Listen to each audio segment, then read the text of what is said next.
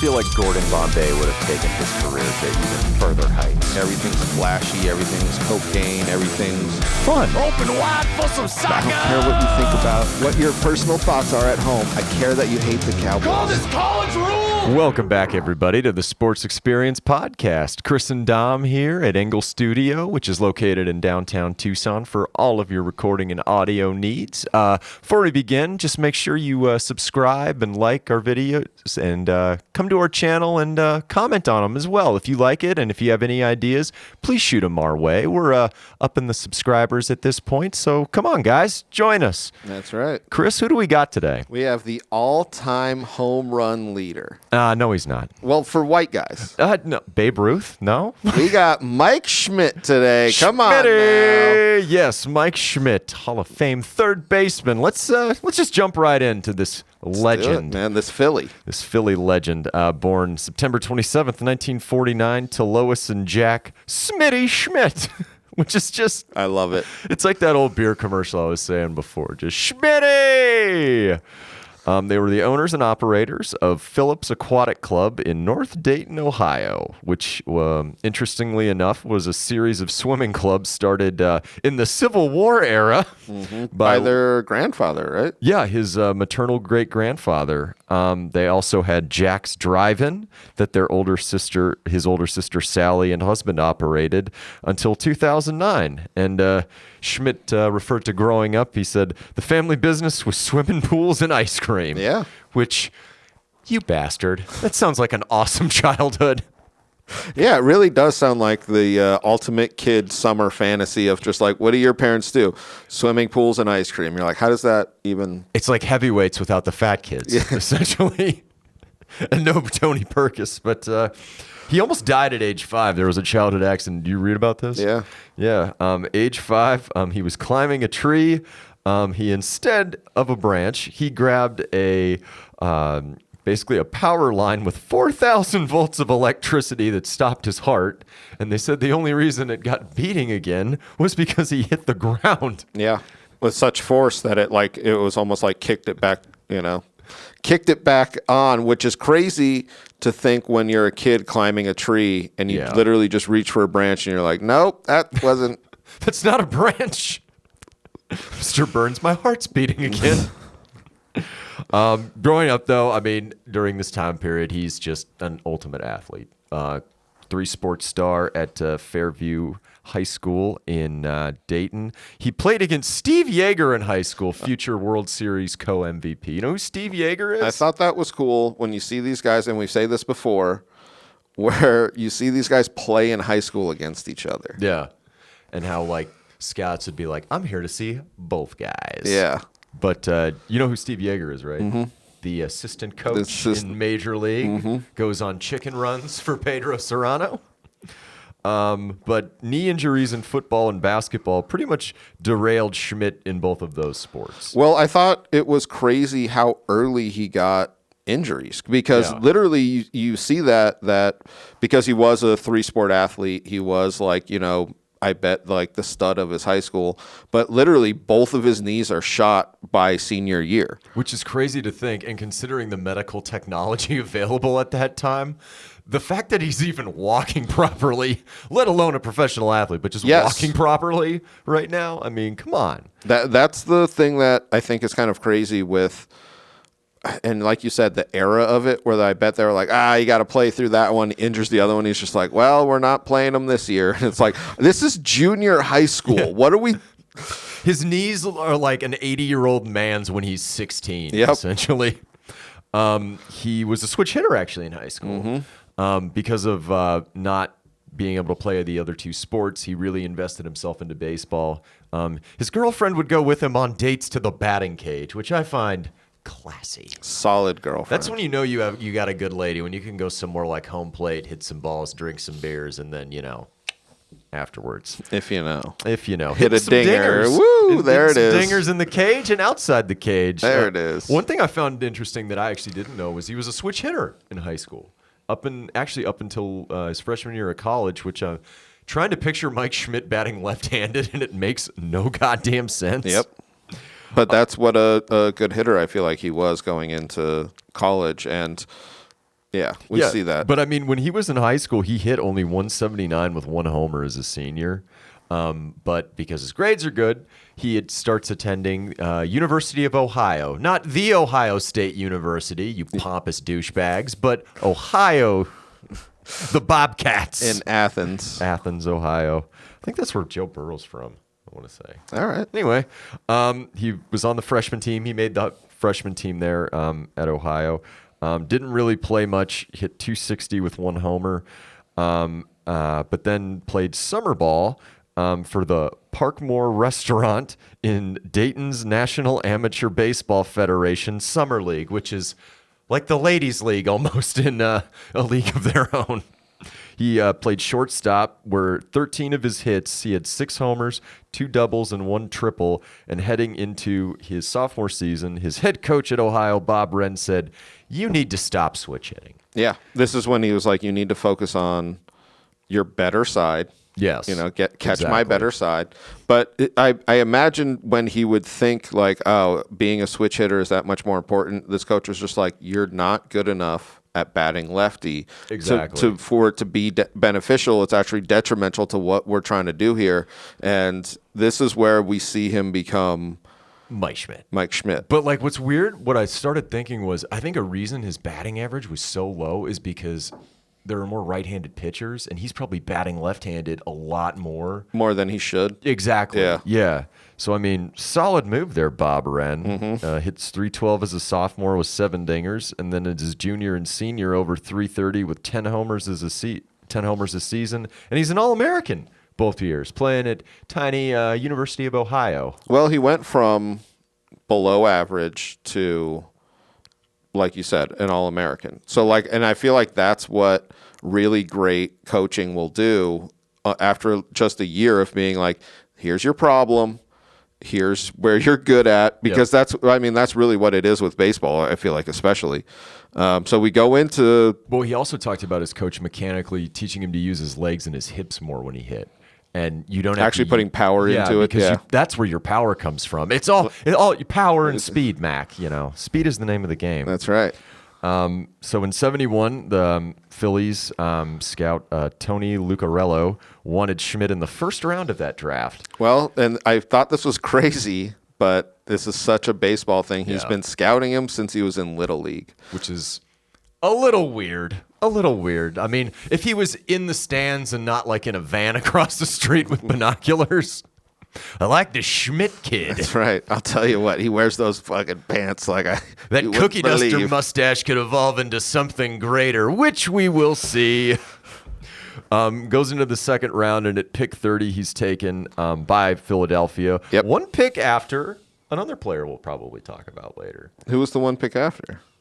George Brett. Oh, shit. I didn't know that Brett went on 29th on that. Yeah. That's pretty good. He signed a $32,500 signing bonus because baseball players were not paid a lot of money then, but still bought a Corvette Stingray. I was just going to say, wasn't a lot of money, still spent 98% of it. Doesn't matter. You're picking up chicks with that car and that mustache. You're like the bandit at that juncture of your life. I can't imagine how many minor league players too had cars like that, and they're like, no, they just sit there. You're gonna drive that in the Eastern League in May. I love it. So his first game was June 17th, 1971. It was a Phillies scrimmage against the Reading Phillies, and as the starting shortstop, Mike hits a game-winning home run, which pretty darn incredible. Foreshadowing, if you will. Foreshadowing, yes. He starts his minor league career in Double-A. Like, he completely skips rookie ball, completely skips Single-A over in Reading. In 74 games, kind of struggles. Hits 211 with 8 home runs, but 66 strikeouts. Because this is kind of a theme throughout his career. Much like a Bobby Bonds, he's a free swinger very early. And a free swinger throughout his career, but he develops plate discipline to where the walks and the strikeouts kind of, even out. But you're right, especially early on, they comment on how much. You're right. I feel like he's really trying to find his rhythm, which is good and bad. Yeah, he presses on himself a lot. Yep, and which is good that he cares, but also at times it can lead to his detriment for his baseball career. The following season in 72, he's in AAA with the Eugene Emeralds. He hits .291 with 26 dingers. And in 72, of the September of 72, he's promoted to the Phillies as a September call-up. Well, you see him in Eugene really find his batting, find his stride. And if you're in the Phillies organization, you're just like, got to get this guy up. Yeah. Their cupboard was bare as far as minor leaguers at this point, too. So, and they pretty much clear space for him at third, which I thought was because he plays at the end of the 72 season.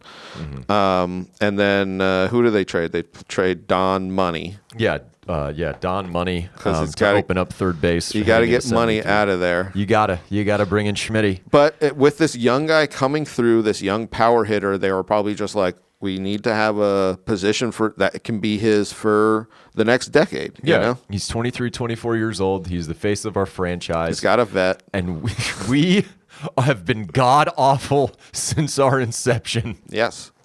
Because if you don't know, leading up until 1973, the Phillies have been around since the 1800s, the olden times. They have never won a World Series, and I think have only been to 2 before this. Before yes. Mike's era, they had only been to 2, and never won. And Philly was hating them. Yes, Phil. They booed Santa. You think at least the Eagles won with Norm Van Brocklin? They had not won. There's no Philly Frenetic coming to save them. It's Fanatic. It's Fanatic. Let's talk about steroids. 1973, though, he misses the first 10 games due to dislocated shoulder. He has 367 at-bats, but 136 strikeouts. Hits 196 with 18 homers, but manager Danny Ozark told General Manager Paul Owens and Farm Director Dallas Green not to promote him, and he ended the season, or not to demote him. He ends the season on an 0-for-26 slump. I saw this, and this is what you really need from a manager, where you're just like, just give him time. Yeah, just give him time. Let's hope he doesn't break. Yes. Because especially at the end of that season where he literally goes, what is that, 7, 8, 9 games? That's it. That's like 8 to 9 games, yeah. Without getting a hit. And at the end of the season, so that's what you're carrying to the, Yeah. You know what I mean? It's just all of that where he's just like, no, don't send him down. Just keep him up. We're going to get him another vet. He's going to start. Because that really could have been, he could have gotten sent down, confident shot, never, you know what I mean? Like, I can't even imagine, though, thinking you're hot shit, having the season you have, then them just literally throwing you back out there to the Wolves and then going, it's going to be a long winter back home in Dayton. Yes, it is going to be a long winter in the cages. Cold winter. A sad winter. Goes to the Puerto Rican Winter League, though, and Phillies coach Bobby Wine basically starts tweaking with his swing. He was like, Mike, you don't need to swing like you have to hit every ball out of the ballpark, and just let your natural talent and just your mechanics take over, which really helped him out. This was one of my favorite things because later on he becomes a Phillies batting coach. Yeah. And I read this, that it was when he, in this Puerto Rican league, they fixed on his swing, and that's what he was saying. He was just like, you can't swing for the fences every time. And then I'm watching a clip of him doing that, and that's literally what he's saying to his players, because I imagine that's in your mind. You're like, I'm a power hitter. I'm going to do this. You're just like, no, you need to just do what your swing should be. Yeah, what your swing should be. And if you make proper contact and have the right mechanics, yes, the ball is coming so fast, that's what's going to make it go far with your bat speed. Because, speed's the name of the game. No. God, is it the name of the game, sir? No, I'm thinking power. No. Common misconception. In 1974, he marries his wife, Donna. Ozark is trying to tweak with his stance to make him basically taking all of what Bobby Wine did to make him hit like Nate Colbert, who was like a power hitter for the Padres when they were like an expansion team and really got all. He was really good. The rest of the team was fucking terrible. But Schmidt told him no and basically started doing his own thing. Oh, yeah.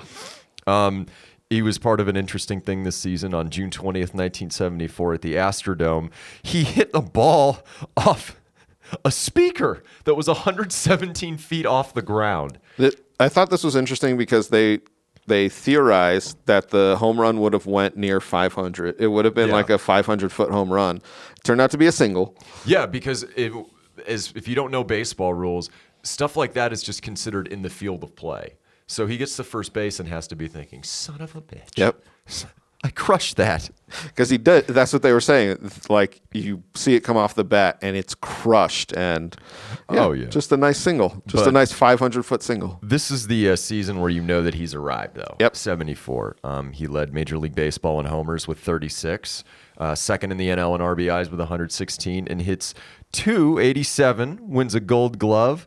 Or Gold Glove runner-up. And sixth in the MVP voting.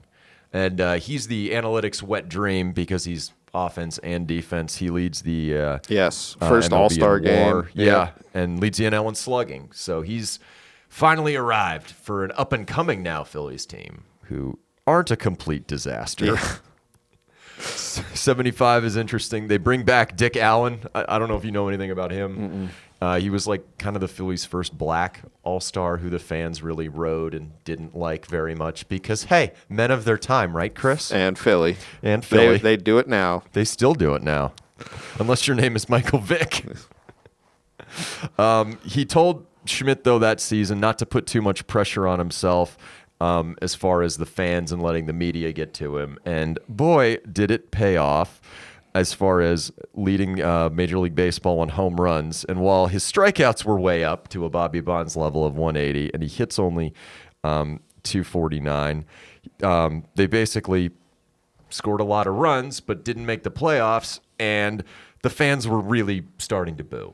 They were throwing D-cell batteries and yelling all sorts of terrible things. Well, he's trying everything to get better for this franchise to lead them out of the shithole that they've created for themselves. And they had this expectation coming into because I think this is 75. Yeah.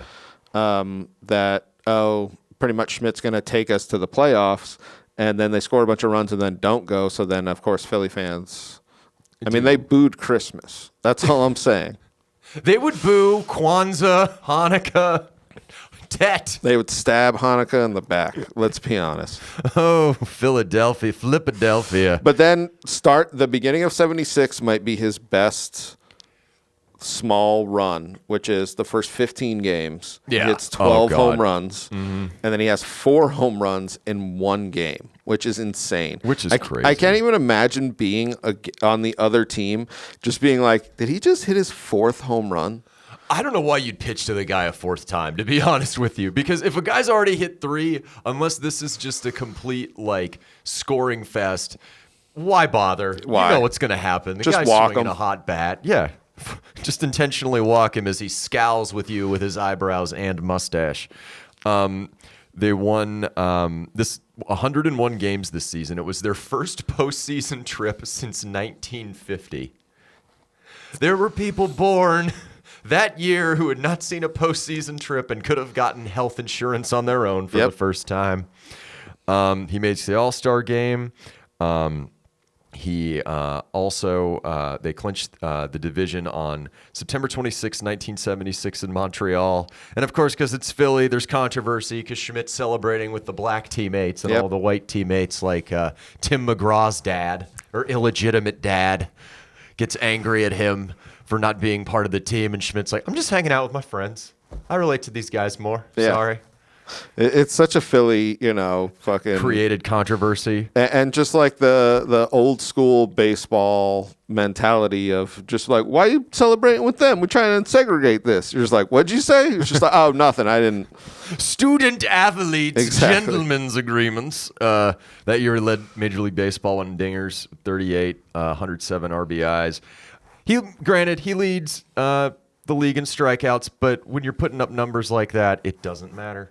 It doesn't matter. No, and that's I feel like he was definitely one of those power hitters that showed that, where it's just like, I strike out, but I also put up huge numbers. And now he's starting to up his walks into the high double, sometimes triple digits. So you're just like, I can live with this. I can live with this. Yep.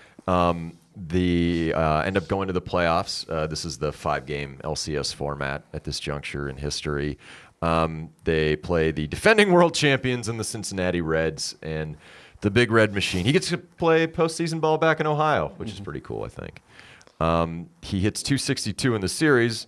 But they get swept. Or no, he hits 262 in the regular season, but he hits 308 in the series. But yeah, they get swept. Because, I mean, it's the Big Red Machine. And they won the World Series against the Yankees a couple weeks later. So it's like kind of that's what's happening. But going into 77, I feel like there were talks like, is Philly actually going to put up the money because they've been such a bad franchise for so long? Oh, yeah. And they end up signing him to what's MLB record at that time. 6 years, $565,000, which I don't know what's adjusted for inflation, but still, that's pretty darn good. And he's the first player to break $500,000 a year in his contract, and just a bunch of shit like that where you look at it and you're just like, he really deserves that. And so I feel like some people were thinking that the Phillies weren't going to pony up the cash. Yeah, but like he really deserves it. And I wonder if there's like a clause in the contract. If you take this many D cells to the leg,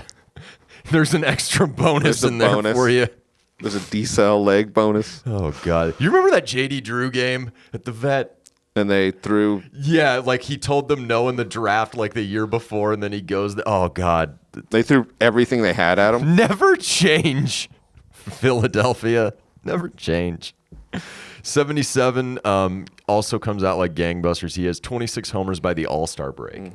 And Philadelphia is awesome. He probably would have had some better numbers that year, but he was... hitting the ribs by Bruce Keeson of the Pirates in July and tackled by Ed Ott, no relation to Mel Ott. Still check out that episode. But finishes the year with 38 dingers, 107 RBIs, 11 triples. Take that, Frank Thomas. And, basically they win the NL East again. Yep. Yeah, they win the NL East, go to the postseason, and face now the Dodgers out of the NL West. And... Schmidt doesn't have a very good series, and people start riding him. I thought this was a little kind of shitty because he has a good series against Cincinnati the last year, but he just does not have a good series against the Dodgers, which it happens when you go in series to series. Dodgers end up beating him in 77, and you lose 3-1 and 4. Yeah, he goes 1 for 16. 1 for 16, which is very Barry Bonds-esque back in Pittsburgh. So expectations high for the next season for Philadelphia because, hey, 2-time division winner. Next step is World Series. You know, we're going to make that World Series. We haven't made it in almost 3 decades. He's named the team captain. When he struck out in his first at-bat, typical of Philly, sports writer said, it is suspected in some circles that Schmidt gets one of those homers in 11-3 wins. After all, he was 1 for 16 in last year's playoffs. What a bat! Why? This poor bastard. It would have been... I feel like it could have been 1 strike, and they're just like, all right, this season's over. Tony Gwynn could have struck out 1,000 times in a row and he would have been beloved. Why? What is wrong with you people? Oh, God. They just expect more. Injuries hurt him, though, this year. He hit only 251 with 21 dingers and 78 RBIs. But the Phillies still have a stacked roster at this point, and they win the NL East for a 3rd year in a row. And you're thinking, like, it has to happen, right? It has. The law of averages. And then they meet up against the Dodgers again. Even though he wins a Gold Glove, only hits 200 in the series, and they lose in 4 again to Los Angeles, who gets spanked by the Yankees again in the World Series. So 79, though, something good happens to Schmidt and the Phillies. So someone joins the team. That's right. Free agent becomes available. A free agent out of the mist. A great haircut, a timeless haircut, a hitting machine, and one of the worst gamblers on non-baseball in human history. Who is it, Chris? Peter Rositsky.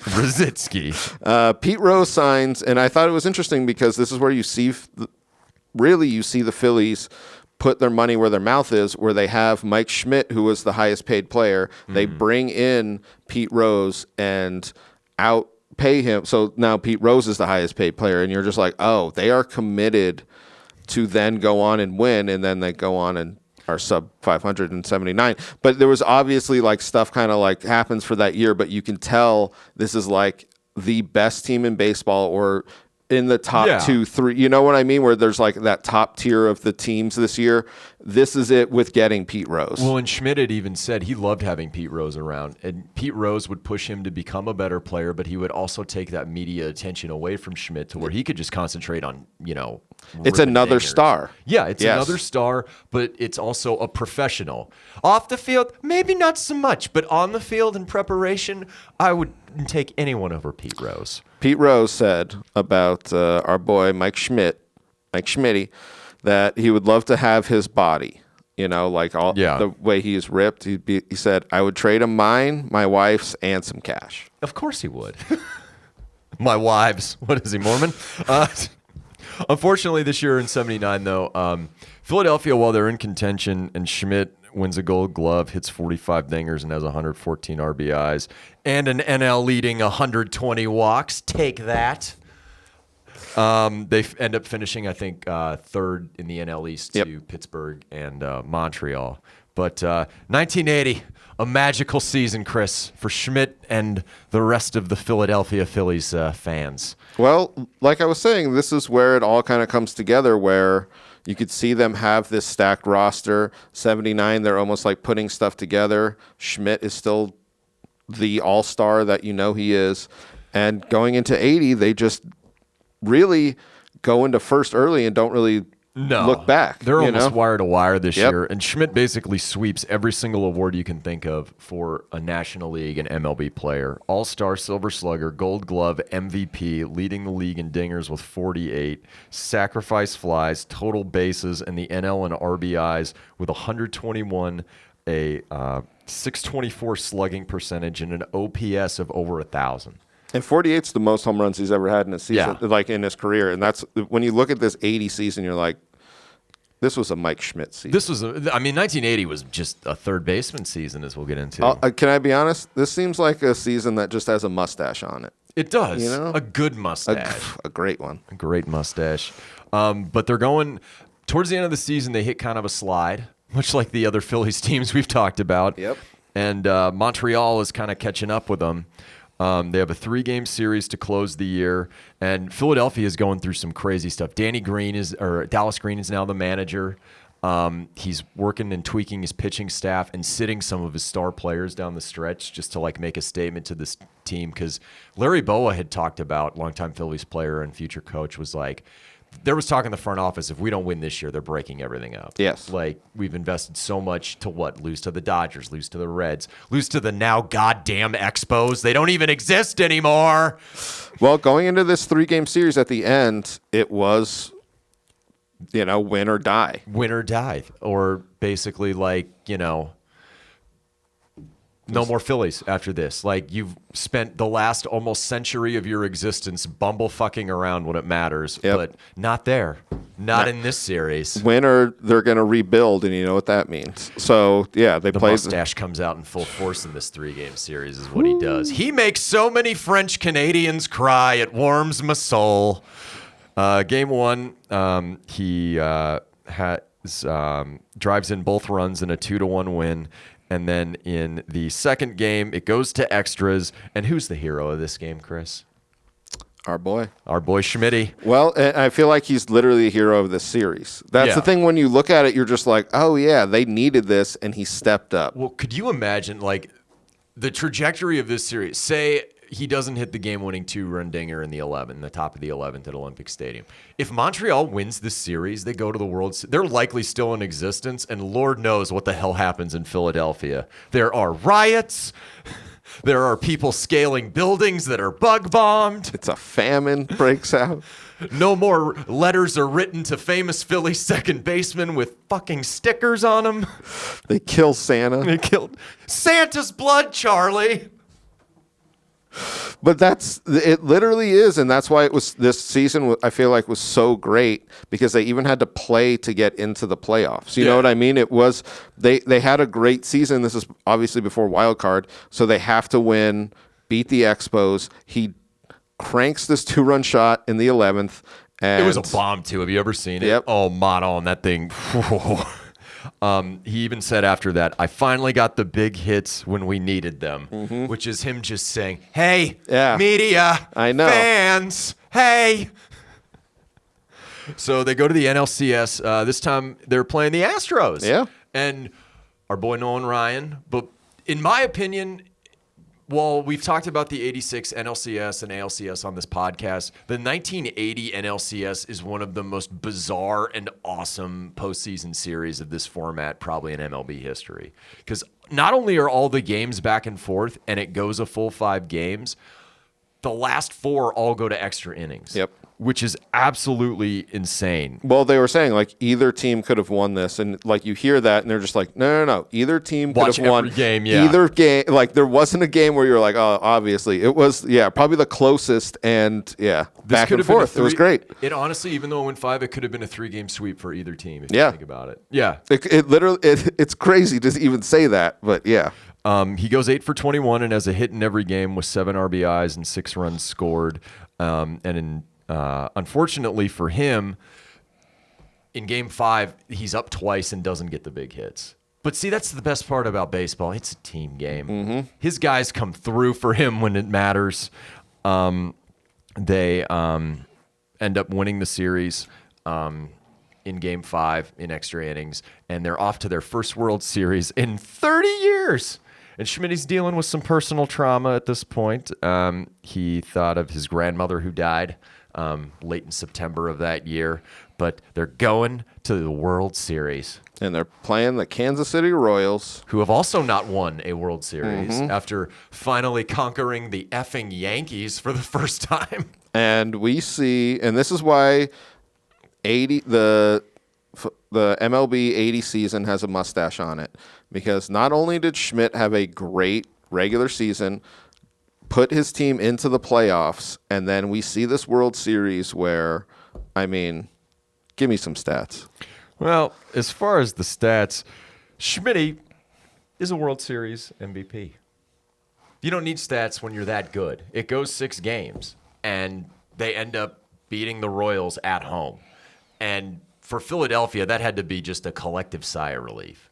I mean, to finally win your first title at home after basically Kansas City almost coming back in Game 5 to take a 3-2 lead where you'd have to win both at home. Philadelphia squeaks it out against Dan Quisenberry and the Royals, and they end up winning the World Series, which is great. He finally accomplished what he was brought in to do, which terrific. And that's what I mean, which is the stamp on it where he has the MVP. I think he had 2 home runs. Because those stats that I gave, 7. the stats that I gave were actually for the World Series. In the NLCS, he only hit 208. So like that's what I mean is he was such a great player when they really needed it in this 1980 season. Man, got to give it up, especially with Phillies winning their first ever. It's got to be such a great feeling, kind of watching him. I can't even imagine what that scout felt like. That scout in the Phillies, he was just like, no, hear me out. Scout would have been on fucking Broad Street like, I was the one that found him as a child. Touch my penis. No. Your child needs to touch my penis. This is how this works. I'm trying to make the next All-Star. Anybody want to get in my van and go to some Little League games? You see the Phillies team this year? We made it to the World Series. God. I'm the reason. So 81, on June 10th, there's a strike because it's baseball. Luckily for Philadelphia at this point, the way that baseball structured the playoffs this year was absolutely bizarre. They cut the season. We've probably talked about this. They cut the season into 2 halves. So if you were ahead before June 10th, you got in the playoffs in an NLDS at that time, and they were ahead by 1.5 games, and was hitting 284 and 14 with 14 homers and 41 RBIs before that. And after he even hits a home run in the All-Star game to help the National League win. And then in 50 games to end the season in the second half, he hits 356, 17 homers, 50 RBIs. To think if he plays that full season, he probably gets 50 as a third baseman, which is I don't know if that's even been done. Well, this is the thing that everyone says is so shitty about these strikes is you see a guy in his prime have to take a huge break. Do you know what I mean? And you're just like, God, I wish I could have seen that whole season. And that's what always sucks. You're just like, well, Mike Schmidt could have hit 50 that year. He probably could have hit 55. That's what's so ridiculous. You look at that last 50 games after the layoff, that's what he hits. Imagine if he's cooking in the summertime. Yes. That's 2 months of no baseball, which is really shitty. They go to the NLDS and they play the Montreal Expos. Who's coming to their own at this point. You know what I mean? Like, they won the second half of the NL East. It's a good series. I don't know if you watched anything from it, but it goes all 5 games. Unfortunately, Schmidt isn't able to pull them out. Hits not this time. 250 with 1 home run. But in 81, his .316 batting average was a career high. Led the NL for homers and RBIs, and it had won his 6th straight Gold Glove. He was a really good. With bad knees on that shitty Veteran Stadium turf, Schmidt was a gamer. And he wins the MVP. Like you were saying, he's like analyst wet dream, where he's literally their best offensive player and defensive player by a mile. Like it's silver slugger and Gold Gloves all day with this motherfucker. Well, that mustache. What was it? That meme we saw. What was it? Our friend Roy sent us a meme, and it's Mike Schmidt like swinging a bat. This had to be from the mid-'70s. It said something. Want to watch me lead the league in dingers while wearing a nacho helmet? Yes, it's awesome. And a lady's hairdo.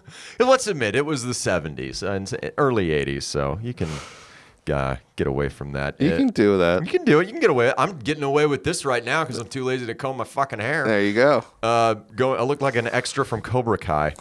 Going into 82, he signs a new 6-year deal worth $10 million. Yes. Over $1 million a year for Schmidt through 1987.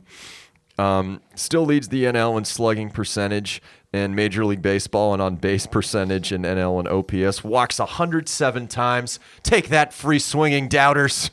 Hits 280, 35 dingers, 87 RBIs. Unfortunately for the Phillies, their team is very old now. They're very old, and they end up finishing behind Whitey Herzog, Ozzie Smith, and those pesky Cardinals by 3 games in the old NL East. Still good, but you can tell like the dog days of summer hit them, and you know what I mean. They just didn't have enough to win. It's not a young team, and I think at this point the farm system has almost nothing because we had talked about it in the Charles episode. Yep.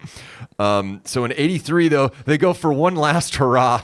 They go for one last hurrah with the current bunch. This was their 100th year as a franchise, and I thought it was great because they voted Schmidt as the greatest all-time Philly. And you look at it and you're just like, yeah, I can see that. They voted him the greatest all-time Philly while he probably was the most all-time booed Philly at the same time. I was just going to say, like, literally they were throwing batteries at him 5 years ago, and they're like, you're the greatest. 7 minutes! Yeah. Candy stripe of uniforms like you're selling popcorn in the fucking instructional league. They nicknamed this team the Wheeze Kids because in 1950, their team that went on to lose the World Series with the Yankees and like Richie Ashburn and those guys, they were called the Whiz Kids. Yep. They kind of came out of nowhere, a group of younger players. This year, they bring in Joe Morgan and Tony Perez, who were already veterans for those big red machine teams. 5 years ago. Yeah, and you got Schmitty. And you got Rosie. This is an AARP All-Star lineup. Season has a lot of turmoil. While they were 43 and 42 at one point, Pat Corrales was fired as a manager, and our boy Paul Owens, who we talked about before, is brought in to manage these veterans, wily veteran, crafty veterans. I feel like it is a hard group to manage. I can only imagine with Pete Rose, and you know what I mean? I bet it's a lot of like veteran personalities. I figure though, as like a vet or as a coach of one of these teams, the guys know what they're doing. Just don't get in their way. Yeah. You're more not like a babysitter because that's kind of almost insulting, but like just manage the personalities. Like they're going to go out. They know what to do. You don't need to like impart wisdom. Like these guys have seen World Series glory, painful defeat at the casino, shit like that. Come on. I had to get that one in. Pete. Poor Pete. They have an 11-game winning streak, though, in September, which really does help propel them into the postseason. They go 90-72. Schmidt wins his 6th National League home run title, which for a third baseman, if I can just go into before we get into the postseason, when you look at the 500 home run club and even the 400 home run club, there are not a hell of a lot of third basemen in there. Like natural third basemen, not guys like a Miguel Cabrera who started there and then moved somewhere else. But like, it's at this point in Major League Baseball history, it's really him and Eddie Matthews, like who are power hitting third basemen who can knock it out of the yard. But nobody, I mean, but leading the league. But he was the best defenseman too. That was the other thing, was like he was like the best third baseman and the best power hitting third baseman ever. With crappy knees. With the worst knees in the whole game for the last decade. Yeah. 40 home runs, 109 RBIs, 128 walks, which led Major League Baseball. And they go to the postseasons and see their old friends from Los Angeles. The Dodgy Dodgers. The Dodgy Dodgers, the great Satan of Major League Baseball, in my opinion. Schmidt goes off in this series, hits 467, 2 doubles, a home run, and 2 RBIs. And then they get in to the World Series after winning in 4 to play the Baltimore Orioles and Cal Ripken Jr. in the I-95 series. I didn't know how close they were together, Baltimore and Philadelphia. I consulted a map, and God damn it, they were right. But this is an Orioles team that is kind of on their last legs of success as far as their success during the 60s and 70s. Schmidt does not have a very good World Series. No, this is a bad World Series for them and just for overall for the Phillies. Yeah, I feel like the Orioles really had their number. The Orioles in '83 were dominant. They were really good. Schmidt went 1 for 20, and while Philadelphia does win Game 1, they lose 4 in a row. Yep. And it's not like any of the 4 were close. But yeah, and this was the season named greatest all-time Philly. I mean, greatest all-time Philly, Mike Schmidt. Still keeps raking in successive years.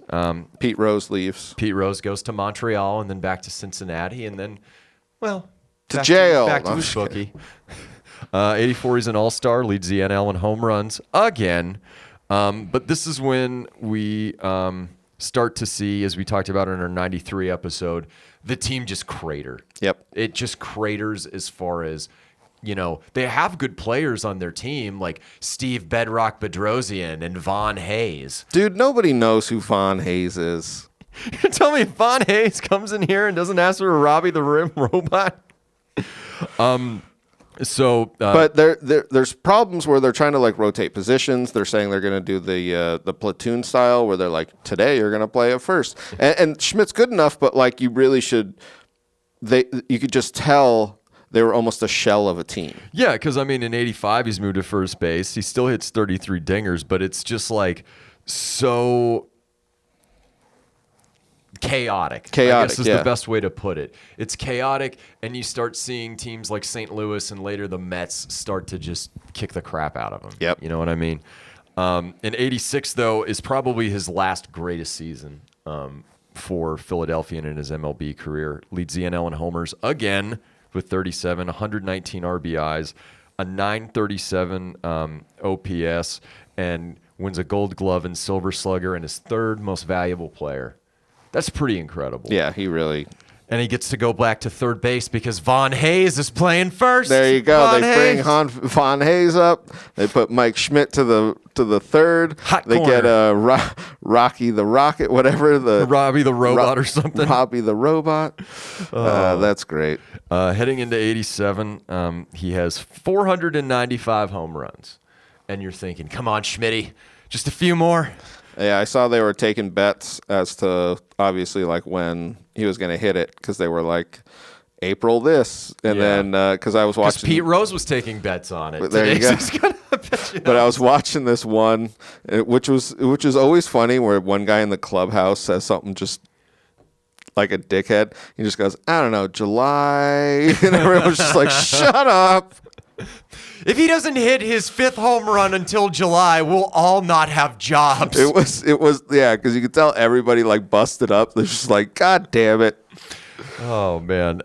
So finally though, on April 16th, on a 3-0 pitch down 6-3 in the 8th, Schmidt cracks his 500th home run. And it's a home run to beat the Pirates, so it's a game-winning home run. Which I love stuff like that where it's not just like a garbage time. You know what I mean? Like it's not 11-3 and like whatever that sportcaster said. It literally was like, that was a game-winning home run for his 500th, and it was a bomb too. Kind of like a bow out. You know what I mean? Yeah. Where you're just kind of like this season was almost kind of like he should have Joe carted it. If I'd known how to do cartwheels, I would have done them around the bases. Yep.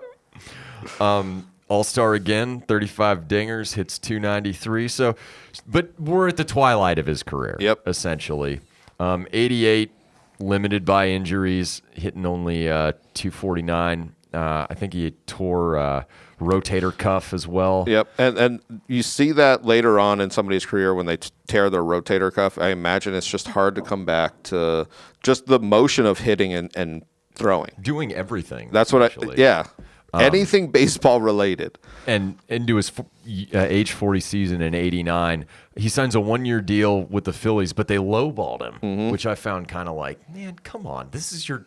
He wants to play one more. This is the greatest Philly you've ever had. So typical of Philadelphia. He's the greatest, but nah, we're going to lowball you. Knew that his career was over May 29th after a game in San Diego. He said, some 18 years ago, I left Dayton, Ohio with 2 very bad knees and a dream to become a Major League Baseball player. I thank God that the dream came true. Yeah, I love that. They named him to the All-Star game, even though, honorary All-Star. Yep. He didn't play, but he took place in, like, the ceremony of the first pitch or whatever it was. And just, like, you could tell he was just a classy player. You know what I mean? Through and through. I love his look because, like we've been saying, his look is what I envision a baseball player from 75 to about 88 looking. Yep. He looks like he's an extra in Major League, like some guy that's literally on their last year. It's just like, But I mean, he was an in-shape dude. He was like 6'2", 195. He was a big dude for that era. He was a big guy for that era, and like what Pete Rose said, he almost had a different body where he was just like, oh, this is like a body type that I would trade mine for. A body type I would gamble my life for. So ends up retiring. He was named Player of the Decade of the 1980s by the Sporting News. Did some broadcasting for CBS and for the Phils. In 95, he's named to the Hall of Fame. Yep. 96.5% of the votes. Only Hank Aaron and Ty Cobb by that time had more. So that's a very popular player, with the sports writers who seemed to be crapping on him very often, probably because he didn't fight back. But finished his career with 2,234 hits, 548 homers. That's ridiculous. Well, I saw he released a wine that is a nonprofit, so it goes to a charity organization called the 548. That's cool. Because that's like what the wine was called because he had 548 home runs. I was like, that's awesome. Should have been 549. Thanks, Astrodome. Seriously, though. Had a 908 career OPS, 3-time NL MVP, 12-time All-Star, World Series champion, World Series MVP, 10 Gold Gloves. I think Brooks Robinson might be the only third baseman with more. And he definitely did not hit 548 home runs. He was not a power-hitting third baseman. And a 6-time Silver Slugger. So, Schmitty, what more can you say? Like, I mean, if you broke down the best players in Philadelphia Phillies history, it would probably be this guy. I think so. Like, historically, when you go, because there are guys who played for other teams that have been good for the Phillies, but he was a Philly his entire career. From the time the guy was watching him at the Little League game, he said, this guy's going to be a Philly. That mustache will be a legendary Philly. Yes, All right. it will. Thanks, everybody.